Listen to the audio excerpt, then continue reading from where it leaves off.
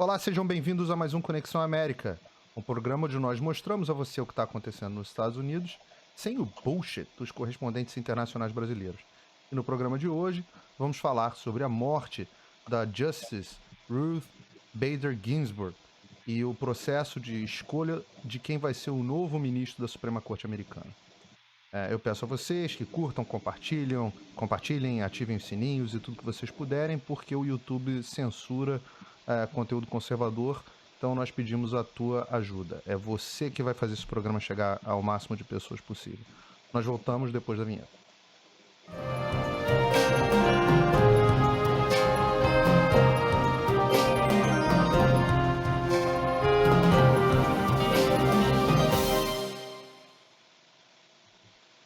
Estamos de volta, eu não estou sozinho, estou com o doutor Marcelo Ribeiro.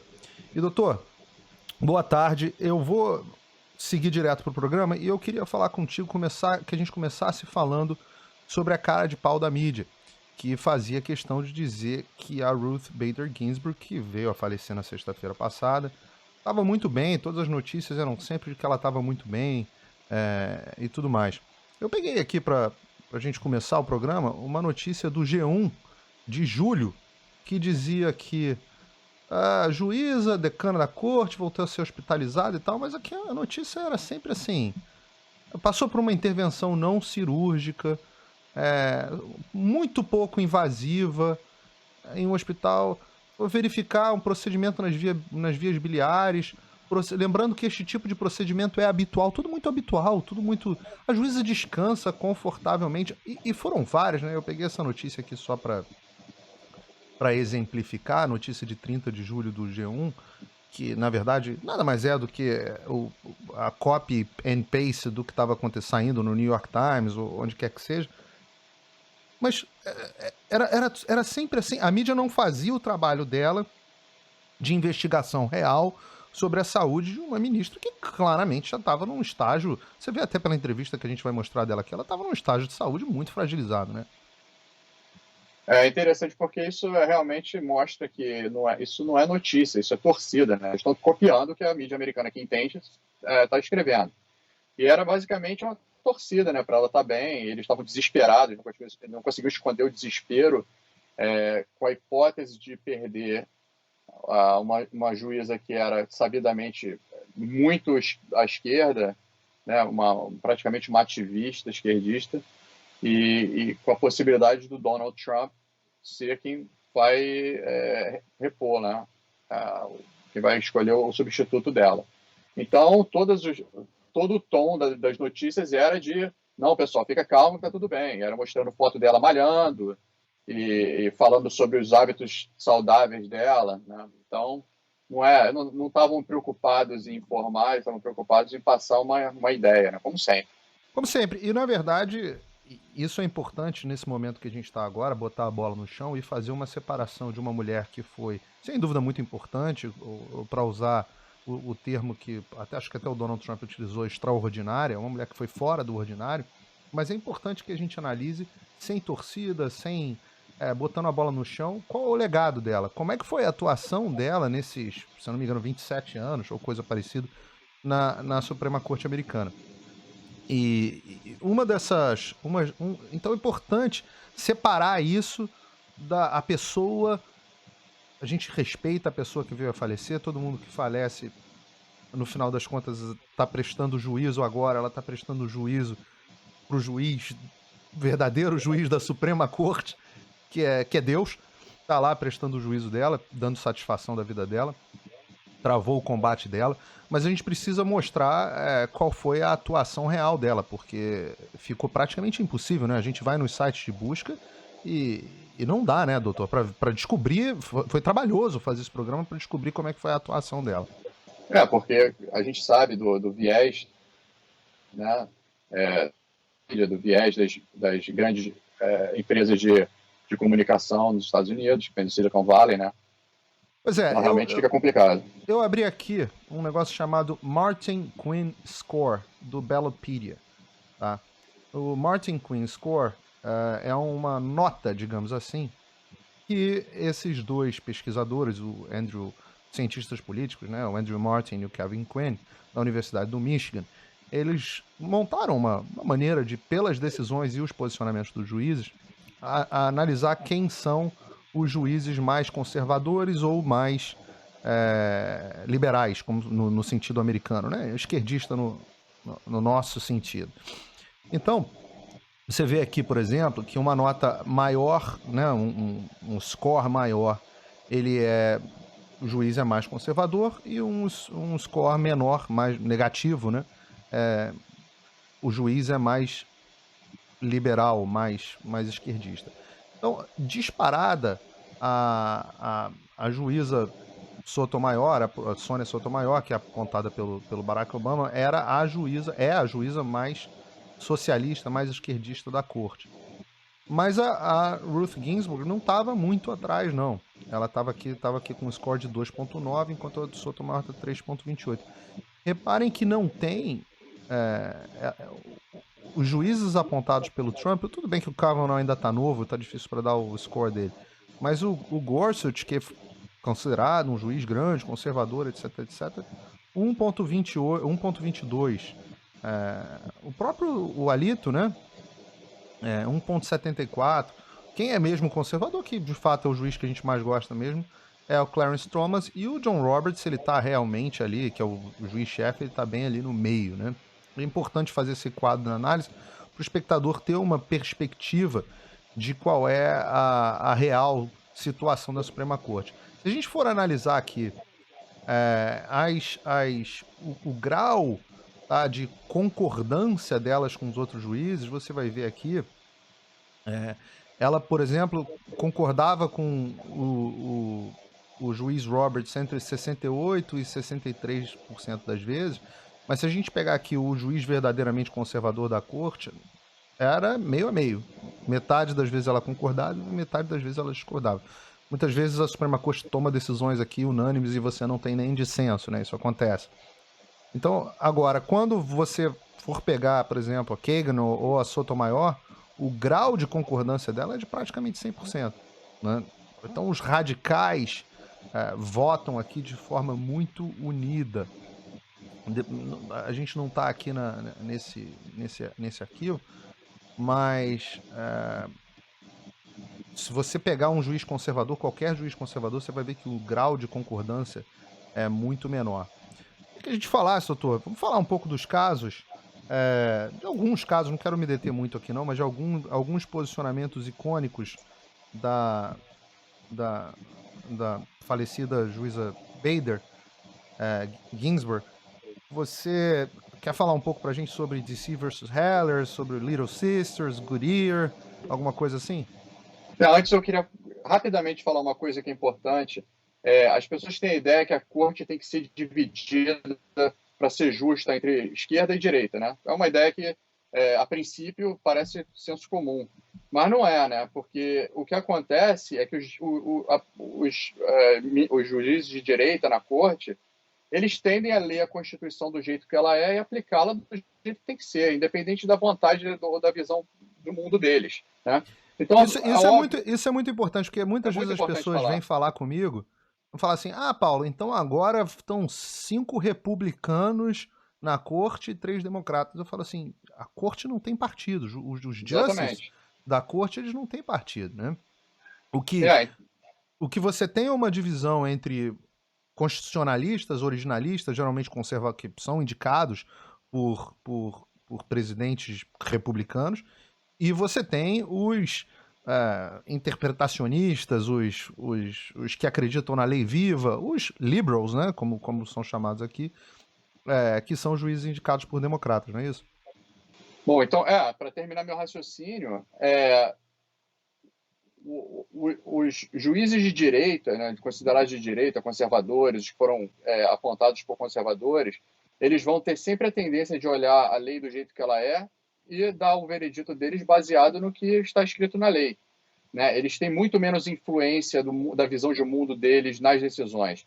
Enquanto que os apontados pela esquerda, os juízes que foram apontados pelos presidentes democratas, eles tendem a ter uma visão da Constituição de que ela ela tem que englobar e mudar, é uma Constituição viva que eles chamam, né? Então as palavrinhas ficam ali soltas e eles interpretam do jeito que eles acham melhor, então isso dá muito mais margem para eles colocarem a visão de mundo deles nas decisões. Então, uma Suprema Corte mais justa não é necessariamente uma Suprema Corte dividida entre o mesmo número de juízes conservadores e o mesmo número de juízes liberais, né, ou esquerdistas.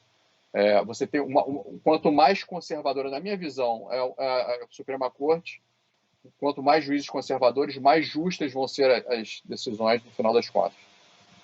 Pois então, levando aqui aos casos em tela, você quer comentar algum caso específico, doutor? Alguma das decisões dela? Por exemplo, DC versus Heller, que é um caso icônico da discussão da segunda emenda, do direito constitucional às armas? Então, essa decisão foi muito importante, né? Foi, se eu não me engano, uma decisão de 2008, que o Distrito de Colômbia resolveu proibir, foram passadas leis na época que restringiam bastante o acesso do cidadão comum a handgun, né, a arma de segurar na mão, né? As armas de mão, pistolas, revólver. As pistolas, revólver. E, ao mesmo tempo, obrigava o cidadão que tem a arma em casa a basicamente não ter arma nenhuma, porque a arma tinha que ficar descarregada, tinha que ficar travada e locked, né? Trancada, né? Com cadeado. Ou seja, perdi o propósito da arma. E basicamente a decisão foi que a Ginsburg, o argumento da Ginsburg se baseava na ideia de que a segunda emenda se aplica somente a uma milícia, né, como uma forma de proteção de um grupo, né, não individual. O indivíduo não teria direito, segundo a segunda emenda, a se defender com uma arma, mas sim uma milícia, né? E que, no final das contas, seria o próprio governo. Então, é uma visão absurda, né? Você tem completamente fora do histórico da ideia dos pais fundadores de que o indivíduo deveria se armar, né, para se defender basicamente de um governo tirano. Não, para Ginsburg, a segunda emenda não se aplicaria aos indivíduos, mas a grupos, e nesse caso, grupos do governo, que é basicamente contrário do que os pais fundadores tinham na ideia. Ou seja, você tem que armar os governos para os governos se defenderem dos governos. É um negócio que não faz nem sentido lógico, né? Exatamente. Graças a Deus, a visão real, verdadeira da segunda emenda prevaleceu. Versão original. A versão original, exatamente. Interpretação original. E aquela lei do Distrito de Colômbia foi derrubada, foi taxada como inconstitucional. O caso Goodyear e o caso das Little Sisters também tem a ver com a visão dela, né? Os dois têm semelhanças na visão de que você tem obrigação, uma empresa, um plano de saúde, uma instituição tem obrigação de dar, por exemplo, anticoncepcionais gratuitos para as mulheres. Isso muito visto como se fosse uma questão de direitos reprodutivos das mulheres. Mas um juiz da Suprema Corte está lá para decidir o que fere ou não a Constituição, né? E eu não sei, eu nunca não achei nenhum pedaço na Constituição que diga que as mulheres têm direito a anticoncepcional gratuito, né? O que você achou? Não, exatamente. E quem que pode, né, obrigar a Little Sisters of the Poor, as irmãzinhas, como é que traduz? As irmãzinhas do pobre, né? Dos pobres, né? Dos pobres. As carmelitas do pé descalço.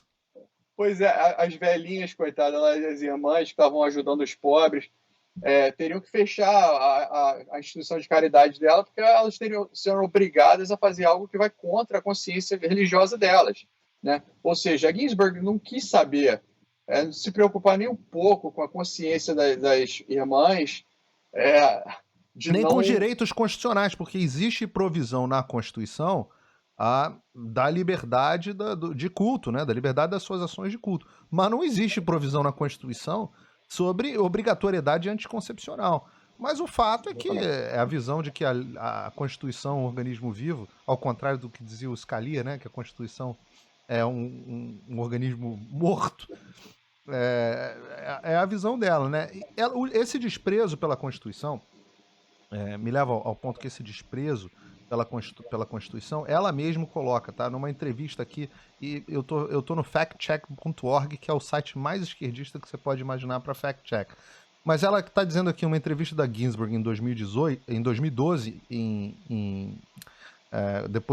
uma entrevista em árabe, depois dos protestos do Egito, ela diz o seguinte, que se ela estivesse fazendo uma Constituição nova, ela certamente, no ano de 2012, ela certamente não olharia para a Constituição antiga, ultrapassada dos Estados Unidos. Ela olharia para constituições como a da África do Sul. Aqui, ó.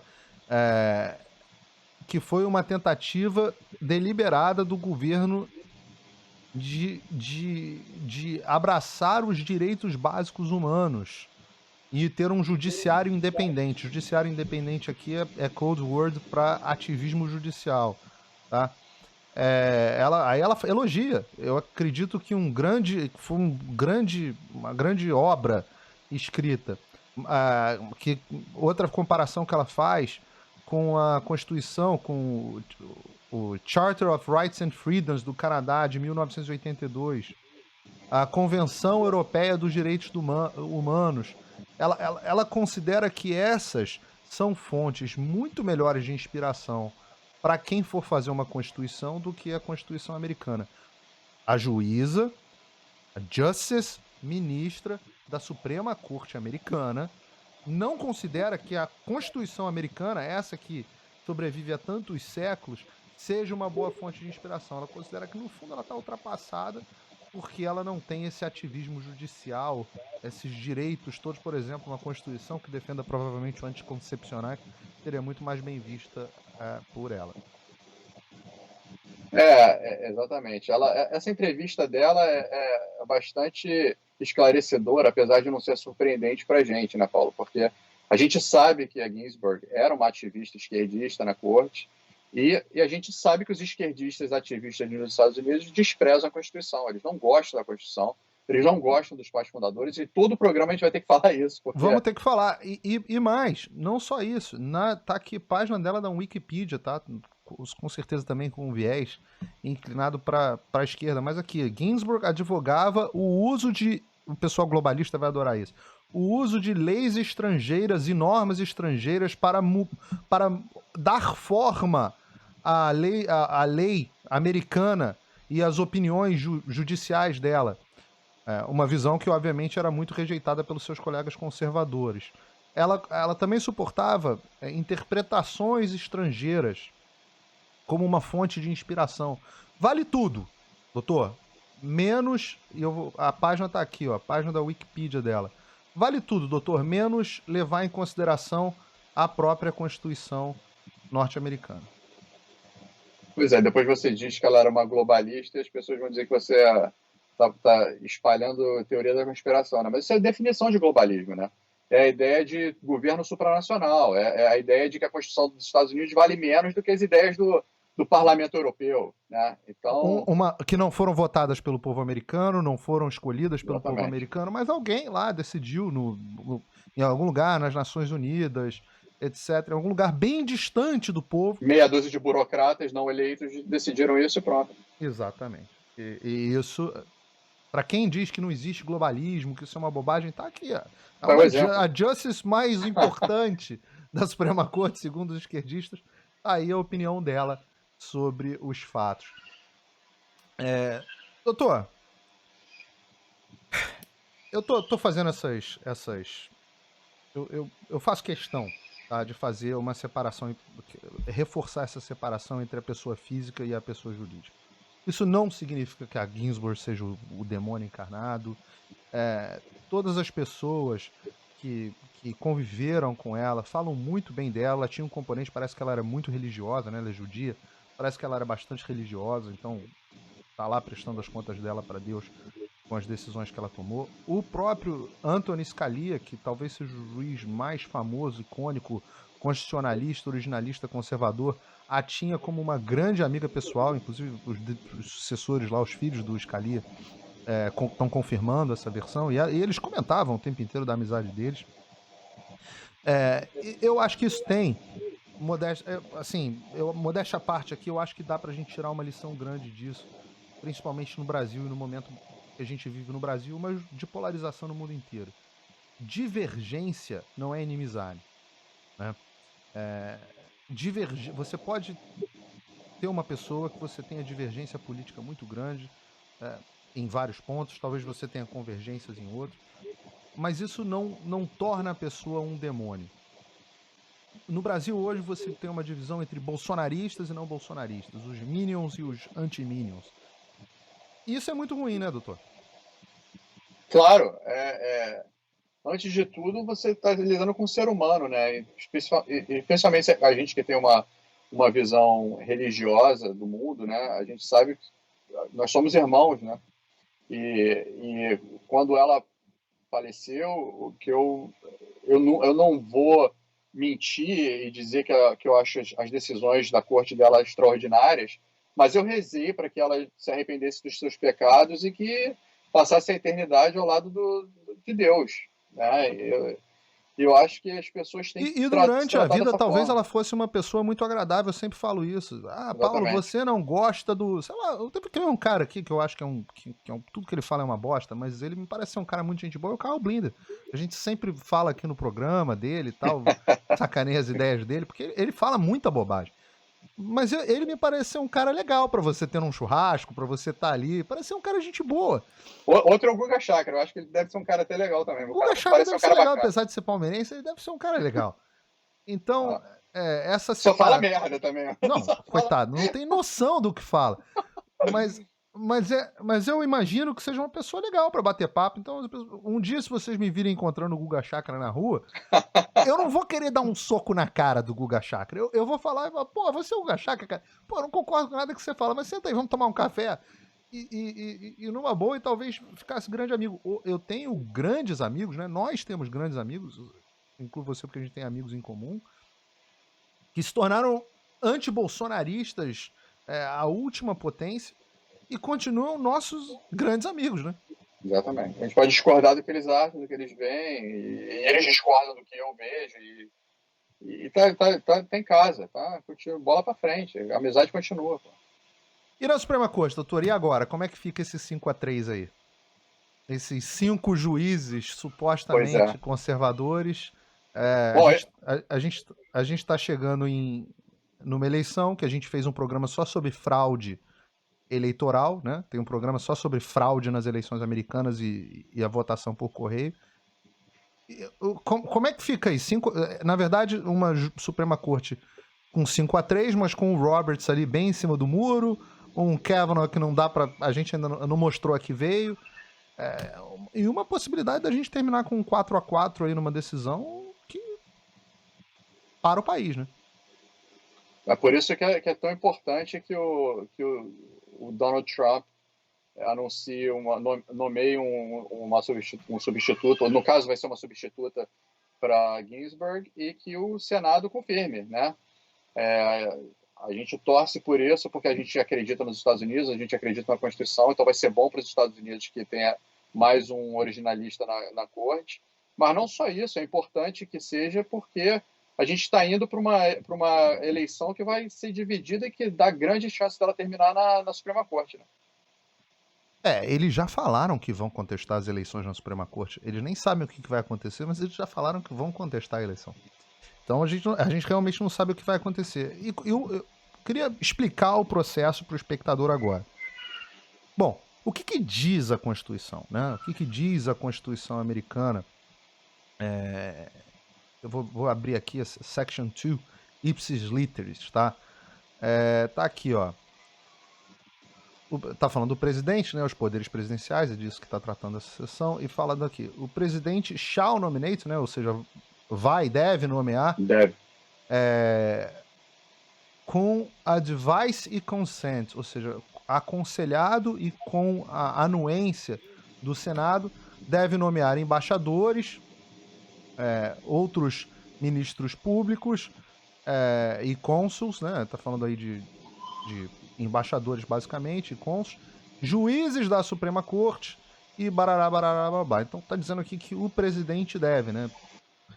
Então agora o que acontece? Você tem Donald Trump, neste sábado, vai anunciar um nome, ele já falou que vai anunciar um nome, e aí tá entre a Amy Barrett e a Bárbara Lagoa, são os dois mais cotados, mas a rigor pode ser qualquer um. Ele vai colocar um nome para votação. Esse nome para votação segue para o Comitê Judiciário do Senado, que pode escolher ou não ter hearings, né, audiências, onde serão feitas perguntas e respostas.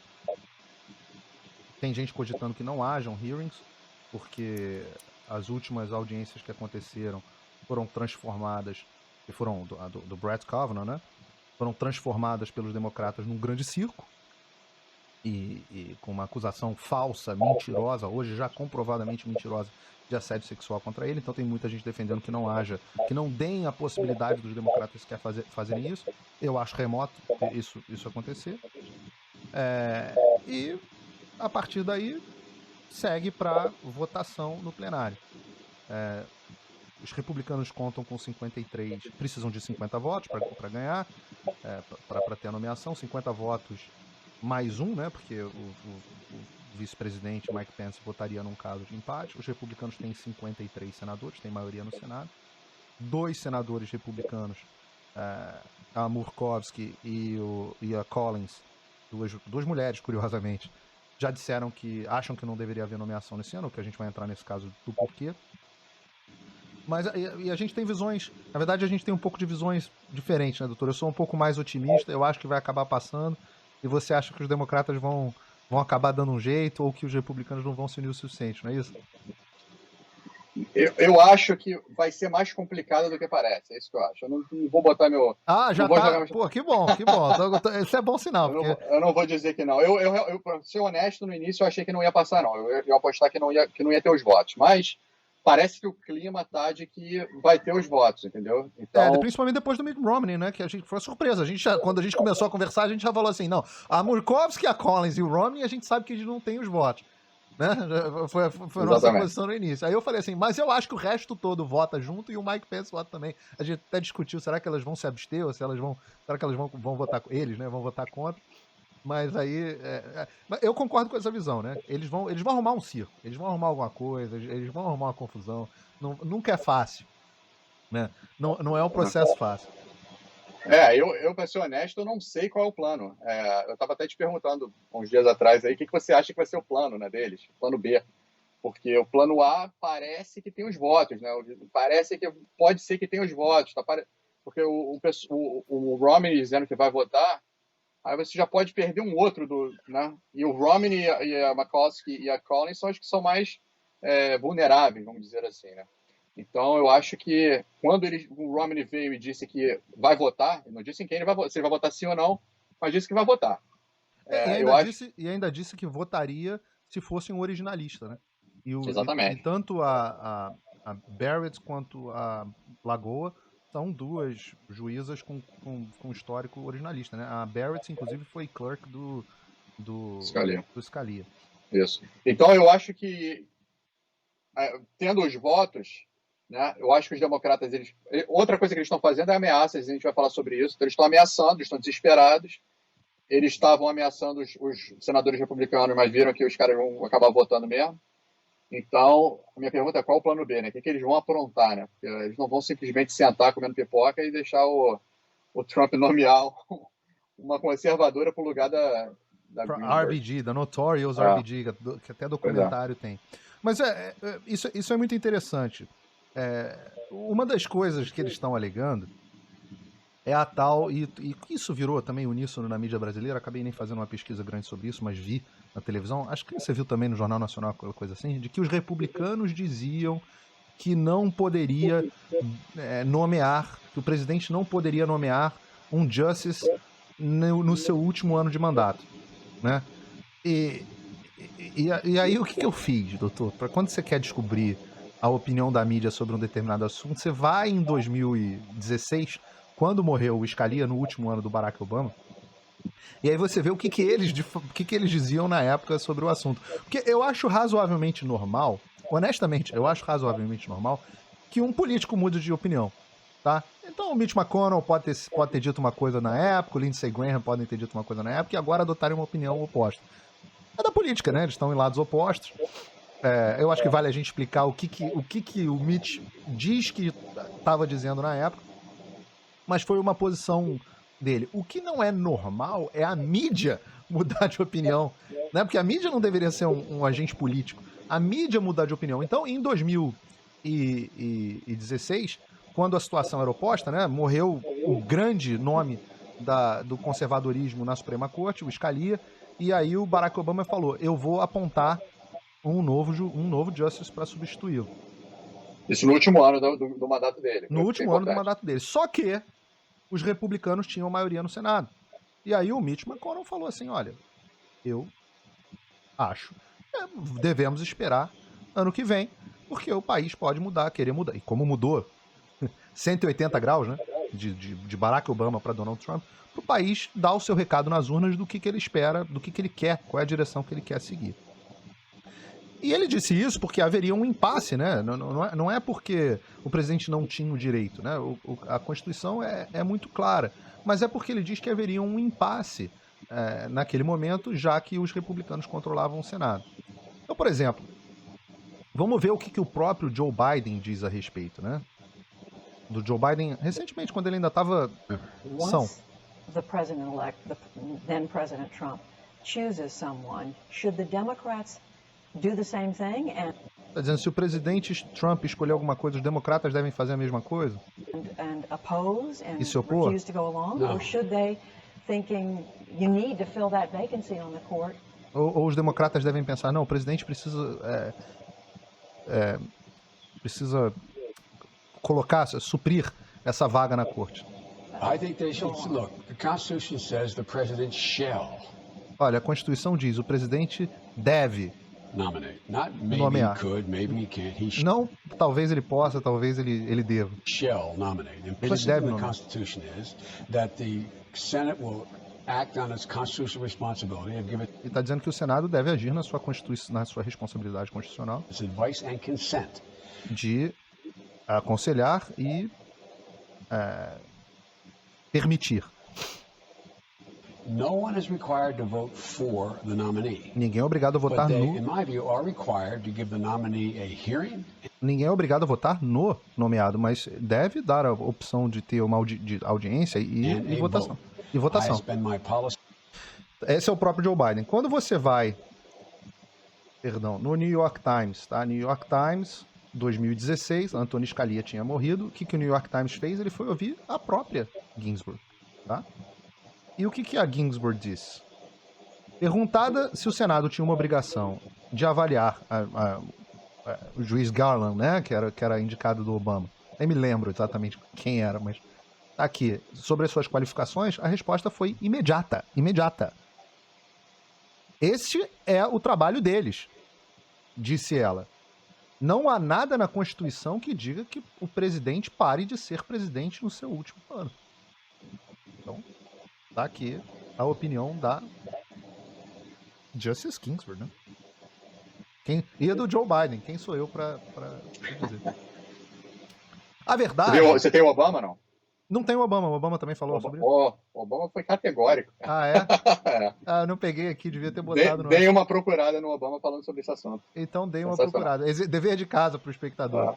O fato é que 1/3 de todos os presidentes americanos indicaram um justice no ano de eleição. 1/3 de todos os presidentes americanos. E se você for aqui na página da Wikipedia, você vai ver aqui todas as indicações que aconteceram, não são nem de longe uma novidade. A página da Suprema Corte, Appointment and Confirmation to the Supreme Court Senate, na Wikipedia. Eu sempre faço questão que vocês vejam as fontes, porque não tem mistério. A gente não tira aqui nada do fundo do baú, não tem... É um programa fácil de fazer, a gente só faz com as coisas que estão lá. Quando o Google não esconde os fatos absurdamente, né, Marcelo? A gente tem que cavucar, tem que cavar pra caramba pra achar. Agora, outra objeção que aconteceu muito, que eu vi os democratas falando muito, e essa eu achei muito, muito curioso, até porque parece que teve um negócio, uma possibilidade de fraude nisso, foi essa questão do último desejo da Ginsburg no seu leito de morte. Tá aqui, essa notícia eu peguei até da BBC, dizendo assim, segundo a sua neta, seu último desejo seria que o ocupante de sua vaga fosse nomeado apenas pelo próximo presidente. E aí eu tava vendo o Chuck Schumer, né, que é o líder dos democratas no Senado, e a Ocasio-Cortez falando assim, não é possível que os republicanos sejam tão desumanos de não respeitarem o último desejo no leito de morte de uma senhora morrendo. Você viu isso, doutor? Eu achei engraçado, eu achei aqui nos Estados Unidos tem uma fundação muito, muito conhecida, que é Make-A-Wish. Make-A-Wish, exato. Make-A-Wish. Então, eles trabalham para realizar o desejo de crianças com câncer, né? E aí alguém falou... Agora eles podem começar a trabalhar para realizar os desejos de velhinhas com câncer. Pois é, eles falam, isso aqui não é Make-A-Wish, não, isso aqui é a Suprema Corte, minha querida. Pois é, eu tava aqui, eu peguei aqui a Constituição Americana, eu sempre tenho aqui, fica aqui do meu lado, e eu procurei aqui que nem um maluco para ver se eu achava esse negócio de Last Wish de Justice, e não achei aqui. Se você achar, Marcelo, você me diz em qual section, tá aqui, Article 1, Article 2, não vi, rapaz. Vamos, a gente tem que combinar que a Ocasio-Cortez provavelmente não sabe nem o que é a Constituição Americana. Não sabe, né? Mas isso foi uma coisa que eu achei, assim, espetacular. Imagina, então, vamos esperar que o Last Wish do Clarence Thomas, pelo menos, seja a reversão do Roe vs. Wade. Que tal? Pois é, isso que eu falei. Alguém disse isso no rádio, que ouviu dizer que o Last Wish dele era esse aí. Do Scalia, talvez do Scalia, o Last Wish. Do Scalia. Reversão do Roe vs. Wade, para o espectador que não sabe, o Roe vs. Wade foi o caso icônico na década de 70 que permitiu... 1973 permitiu a legalização do aborto nos Estados Unidos. Eu sempre digo isso, o maior genocídio da história da humanidade não foi causado nem por Stalin, nem por Mao, nem por Gengis Khan, nem por um ditador sanguinário, e sim na democracia liberal, com todos os checks and balances americanas, e não por uma decisão do executivo, e sim por uma decisão juristocrata. Completamente absurda, né? Completamente. Absurda. Construída numa mentira, enfim. Um dia dá pra fazer um programa, um dia que a gente tenha menos assuntos quentes na semana, dá pra fazer um programa só sobre a mentira de Roe vs. Wade. Eu queria falar sobre um assunto que você começou, doutor, que foi a questão do terrorismo. Porque quando aconteceu a morte, os democratas, eles não... O que eles podem fazer? Legalmente não tem muito que eles possam fazer. A gente explicou aqui o processo para o espectador, vai ter uma votação, eles vão decidir, cada um vota lá, eles têm 47 votos, ou eles rejeitam a nomeação, ou eles não... Eles sentam e choram, né? Que foi o que eles... Era o que eles deveriam estar fazendo, sentando e chorando. Mas o fato é que o que eles prometeram fazer foi muito diferente, né, doutor? Eles estão utilizando da veia revolucionária marxista deles, né? Que é isso que virou o Partido Democrata, um monte de terrorista anti-americano. Eles nunca tiveram apreço mesmo a nenhuma norma, nenhuma lei, nenhuma tradição. Então eles começaram a fazer ameaças mesmo de coisas de terrorista, né? E com terrorista a gente não negocia. Então eu acho que os republicanos estão fazendo certo. Nós vamos votar e vocês podem continuar com suas ameaças, né? E as ameaças são muito, muito sérias e são plausíveis, né? A primeira ameaça plausíveis. Que a Nancy Pelosi, a speaker, né? Seria presidente da Câmara, não é? Mas faria às vezes de presidente da Câmara. Ela disse o seguinte, disse que ou faria um... Tá aqui, ó, ABC News, tá? NBC, né? Isso aqui é NBC. NBC News. Pelosi não descarta um impeachment para atrasar a votação no caso... Para atrasar a votação para caso Biden vença. Ou seja, é o weaponization, né? O processo de impeachment, que constitucionalmente ele serve para retirar do poder um presidente que tenha cometido um crime, que tenha incorrido num ato criminoso, como, por exemplo, sei lá, espionar a campanha do adversário, né? Alguma coisa assim, ou permitir que o filho do vice-presidente faça acordos internacionais escusos, coisa assim. Esse seria a razão da existência do processo de impeachment. Os democratas não estão nem aí, eles já abriram né? Fizeram um processo de impeachment no ano passado que paralisou o país no segundo mandato, no segunda metade do mandato do Donald Trump. E agora eles estão ameaçando abrir um processo de impeachment, porque eles têm maioria para isso, só para atrasar um processo de votação, ou seja, cagaram o processo de impeachment. Não, a Constituição é bem clara, né? Para que serve o impeachment? Ninguém inventou e E não é para tirar da cartola nem da cabeça. Você tem que ter um crime, né? Tem que ter crimes cometidos. E ele sabe que não há crime nenhum. Mas o que eles estão prometendo é usar o impeachment para atrasar a votação do juiz da Suprema Corte que eles não gostam, né? Então, é realmente pegar a Constituição. Agora, você imagina as pessoas que têm esse grau de apreço às normas e à Constituição inventar um impeachment, quererem colocar um juiz na Suprema Corte. Fica mais importante ainda nomear alguém agora, né? Isso mostra a visão deles, né? A outra coisa que eles ventilaram fazer foi o tal do Pack the Court. E aqui está o Washington Post, que é um jornal bem esquerdista, um artigo assinado pela Jill Filipovich, que é uma jornalista e advogada, autora do livro tal, que escreveu nesses dias que se o McConnell, que é o líder republicano no Senado, escolher seguir à frente com o impeachment, eles devem fazer o tal do Pack the Courts. Vale explicar o que é esse negócio de Pack the Court, doutor? A Constituição ela não define o número de juízes na Suprema Corte, né?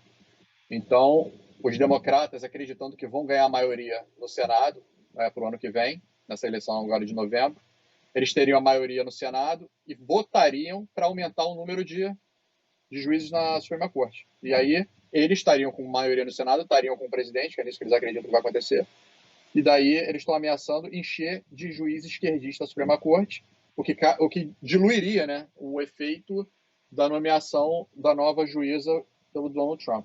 É basicamente isso que eles estão ameaçando. E realmente a Constituição dá o poder ao Congresso de tomar essa decisão.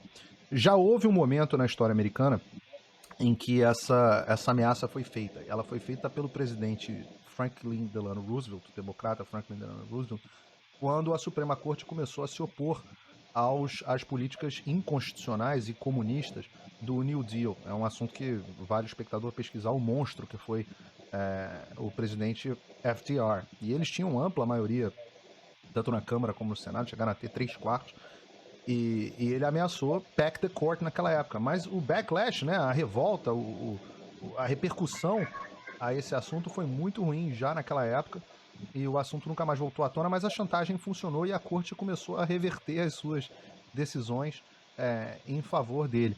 Também aconteceu um episódio, não sei se você lembra, do próprio presidente Bolsonaro, teve essa ideia de jirico uma época, e eu espero que alguém tenha dito para ele que a ideia era de jirico. Uma pessoa que pode... sabe quem que eu queria ouvir a opinião? Assim, eu não sei se é possível, mas eu queria muito ouvir a opinião da Ginsburg sobre isso. Por um acaso... É possível. Então vamos lá, vamos ouvir a opinião dela. I have heard that there are some people on the Democratic side. Eu ouvi que tem algumas pessoas do lado do Partido Democrata, e o vídeo tá acelerado um pouquinho, gente, porque ela tá... Se eu botar aqui a velocidade que o vídeo tá em 1.5, se eu botar no normal, vocês vão ver como ela já tava em 2019, um ano e pouco atrás, como ela tava bem já frágilzinha, e ela optou por continuar na Suprema Corte, mas olha lá. Who would like to increase the number of judges? Eu sei que tem algumas pessoas do lado democrata que gostariam de aumentar o número de juízes.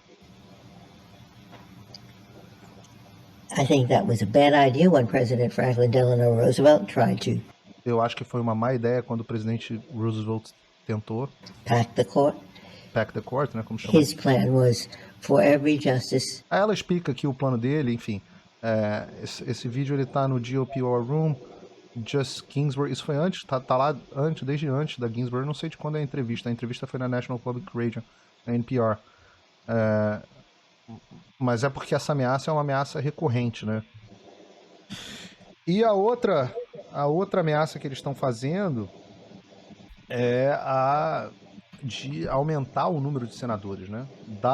A DC, né, que aqui o Distrito Federal, Distrito de Colômbia e o Distrito Federal não tem status de estado, e portanto não tem senadores, e a Porto Rico, que são duas localidades com muitos votos democratas, eles querem dar a esses dois lugares status de estado para que eles tenham 4 senadores a mais e com isso tenham um controle definitivo do Senado.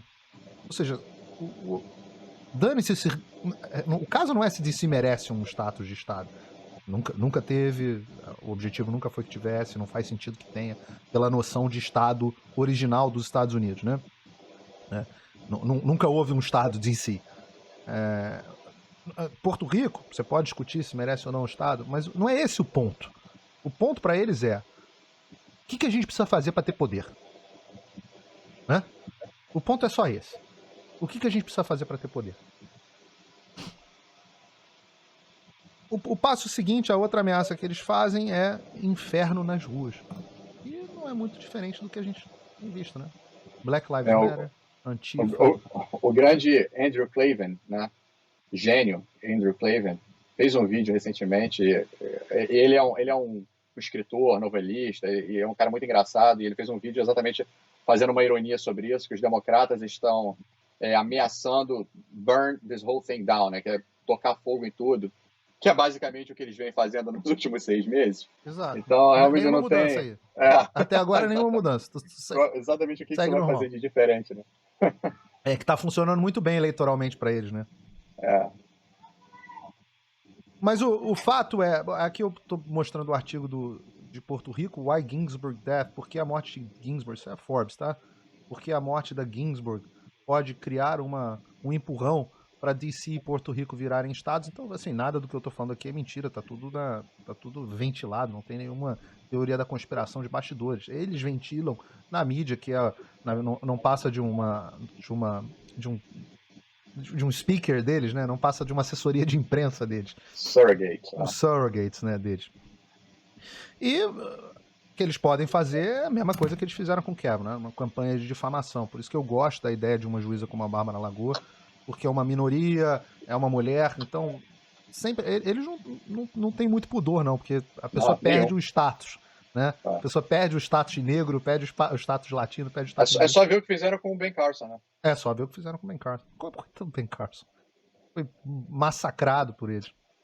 Mas, enfim, o que é importante no frigir dos ovos da gente ver, eu acho que a lição que a gente pode tirar desse episódio, e estamos gravando aqui no dia 23 de setembro. Então a gente não sabe o que vem pela frente, mas eu acho que a gente pode tirar uma lição desse episódio. A grande lição que a gente pode tirar desse episódio é a visão que esses caras têm do que é a Suprema Corte.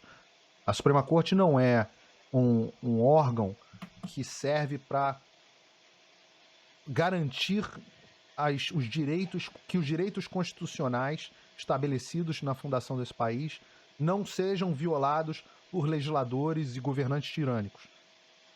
A Constituição para eles é uma terceira casa onde eles podem impor, através de ativismo judicial, a visão legislativa deles. E aí eu recomendo, tem um vídeo dele aqui no canal, mas eu recomendo o livro do Rand Hirschel, que é Em Direção da Juristocracia, o Towards Juristocracy, onde ele mostra o quanto que esse processo legislativo, o quanto que esse processo judiciário, tomou conta do processo legislativo e o ganho de importância que as decisões das Supremas Cortes passaram a acontecer. E aí eu compartilho com vocês aqui, só para vocês terem uma ideia de como a batalha para a Suprema Corte se tornou mais acirrada. A nomeação da Ginsburg, tá? A nomeação da Ginsburg, ela respondeu 20 perguntas no Senado, tá? Aí você tem aqui... Foram 44 dias só. 44 dias. Número de horas, 20 horas, não, 20 horas só de audiência. Não, foram 44 dias do momento que ela foi nomeada até a confirmação. Até a confirmação. Foram só 44 dias. Mas então isso por uma questão de conveniência, porque foram 20 horas no Senado, né? 20 perguntas que ela respondeu. Se você for vendo, ó, na hora do juiz Roberts, quando chega os republicanos... Quer dizer, os democratas é sempre mais tranquilo, mas quando chega nos republicanos, o pau come, né? 231 pro John Roberts, 324 pro Neil Gorsuch e inacreditáveis 1.278 perguntas pro Brett Kavanaugh. Se você olhar o histórico, né, até 1981, 1975, eram 5 perguntas, 8 perguntas. O acontecimento é que, algo que o brasileiro está muito familiarizado, é que a Suprema Corte se tornou o lugar das grandes decisões políticas. As decisões do presidente cada vez importam menos. Claro que no Brasil o processo é muito mais aflorado, mas eu dei o exemplo aqui da Roe vs. Wade, que foi a decisão mais assassina da história da humanidade. Foi uma decisão bizarra. E é o que você disse, eles estão... A razão pela qual a esquerda quer tanto essa posição na Suprema Corte é justamente para que eles possam ignorar a Constituição. É para que os legisladores esquerdistas em qualquer estado que eles tenham maioria possam passar qualquer lei inconstitucional com o aval de uma Suprema Corte de ativistas de esquerda. É basicamente essa a ideia deles. Bom, fizemos um programa hoje especialmente longo, doutor. Eu agradeço a tua participação. Um assunto longo, um assunto que há muito tempo merecia ser tratado aqui. Passamos sobre muita coisa da Suprema Corte. Obrigado, doutor Marcelo, pela presença. Eu agradeço aos espectadores que ficaram conosco até agora. Mais uma vez, peço curtida, comentário, compartilhamento nas tuas redes sociais, WhatsApp, manda para todo mundo. E até o próximo Conexão América.